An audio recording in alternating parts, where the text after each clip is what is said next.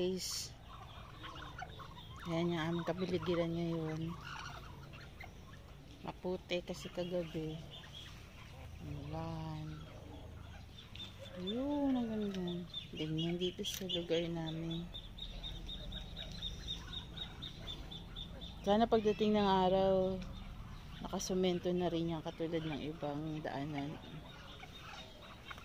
Yung umaga, magpapakain ako ng aking mga alaga. Guys, munti pa sila kasi laging nabibili. Tapos, yung bagong mga sisiyo nila, nasa kulungan pa. Nilipat ko dun. Ayun. Yung maingay dun. Ayun. Pero meron na silang mga sisiyo. Ayoko lang ilagay dyan kasi nakakainin ng mga mababait. So, magpapakain ako ngayong umaga. And guys, papakainin natin sila.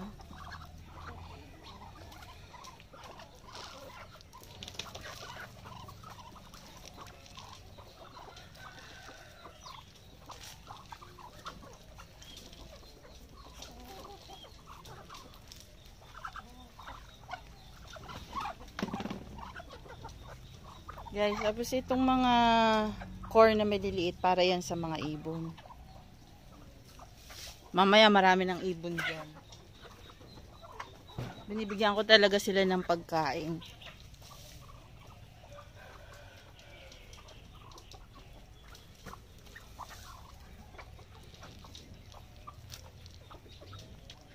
Yan guys. Mamaya marami ng ibon dyan bababa. Nakikita nyo. Hindi ko lang alam kung ano bang ibon yan. Yung parang ordinaryong ibon lang. Yung mga brown. So, sa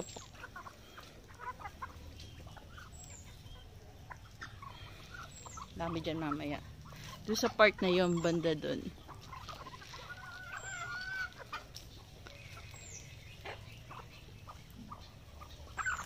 Umaga at saka hapon ko pinapakain yan. Kasama ng mga ibon. Tapos pinapalitan ko yung tubig nila twice a day para laging malinis. Pag malalaki na yung mga patok ko, tsaka yung sisiyo ng manok, lalagay ko na sila dito. Ngayon kasi maliit pa sila, baka kainin sila ng mabait.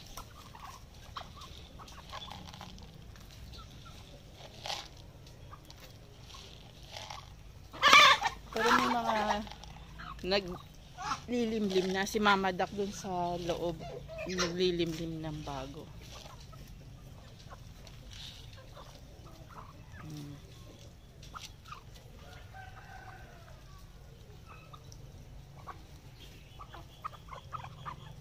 Nakakatuwa lang guys kasi ang daming mga ibon dito pag umaga tsaka hapon. Hinihintay na talaga nila ako.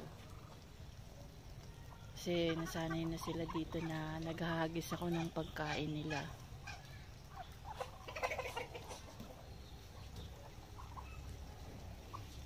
Ito, binibigay ko yan sa mga ibon. Para sa ibon yan.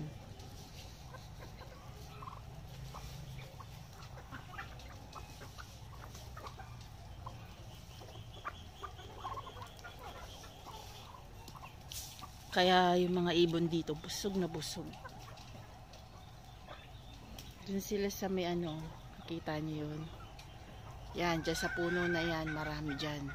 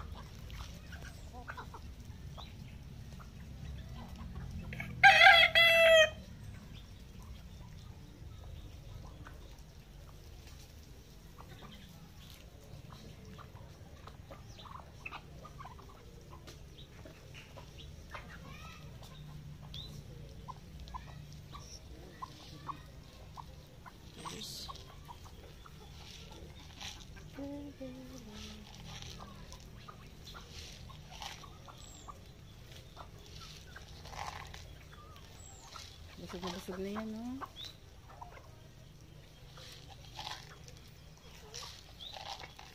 Guys, mabenta talaga dito yung mga pato ko. Kaya madali silang naubos.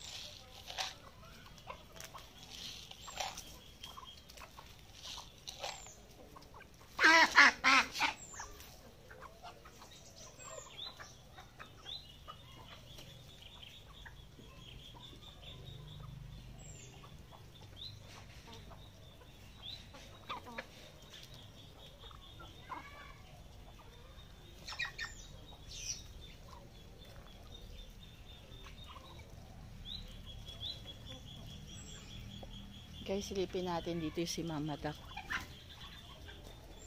Ayan. May ano siya, ang mga pagkain ko sa pakain ko. Tingnan natin. Ayun si Mama Duck, oh. Marami ang itlog, 10.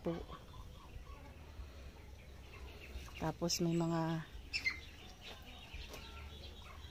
itlog ng manok dito. Ayan.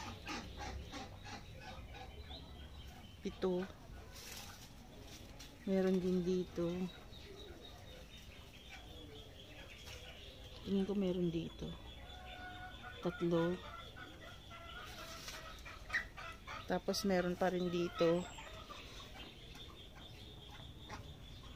Ito guys, oh. Pato rin yan. 7 ang itlog.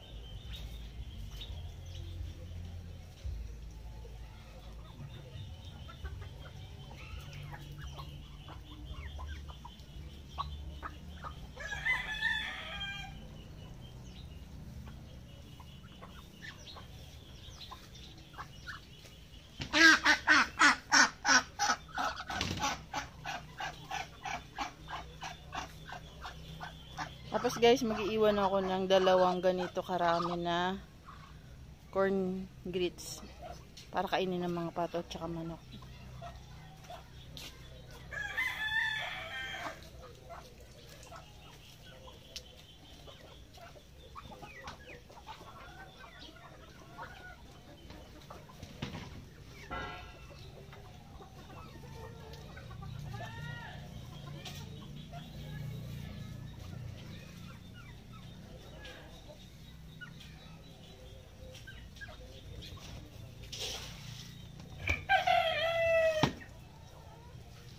Guys, ayun, busy sila.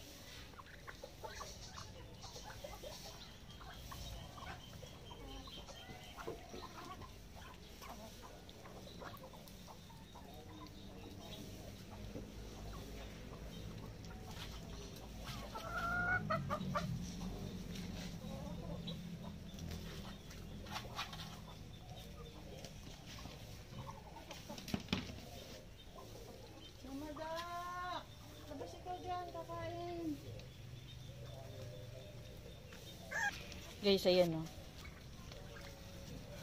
Para habang pinakain ko sila, meron pa silang ibang kakainin. Guys, tignan natin ito, guys.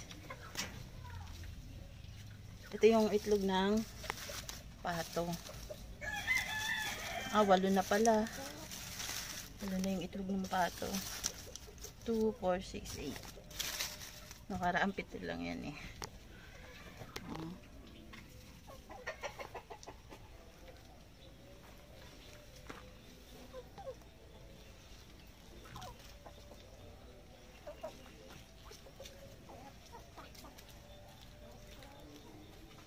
Si Mama Dak hindi lumabas. Busog pa yata. Mama Dak! Labas na ikaw dyan. Kakain na. Halika na. Halika na magalit. Na-late naman ako. Maputik ka nga. Halika na. May manok pa ako doon sa kabila.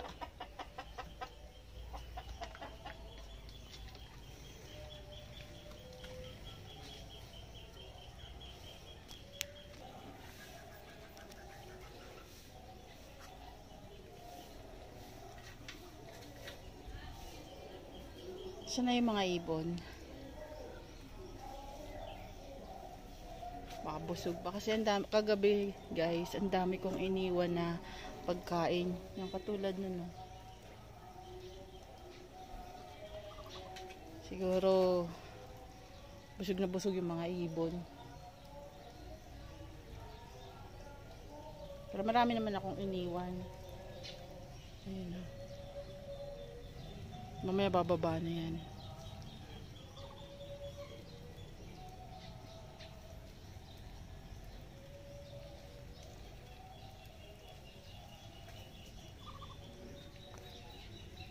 Ay. Guys, yung tubig ko.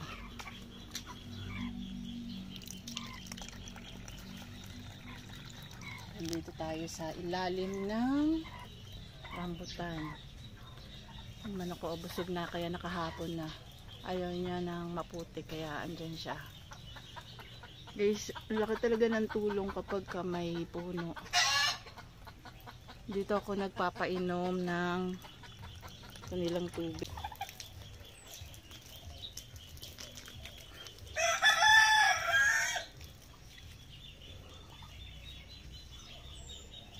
Ayan guys, sobrang putik ko.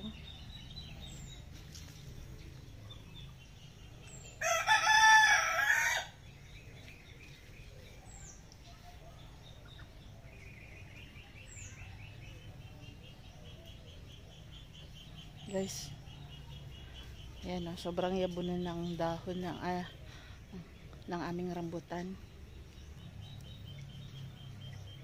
Paano guys? Thank you for watching. Bye!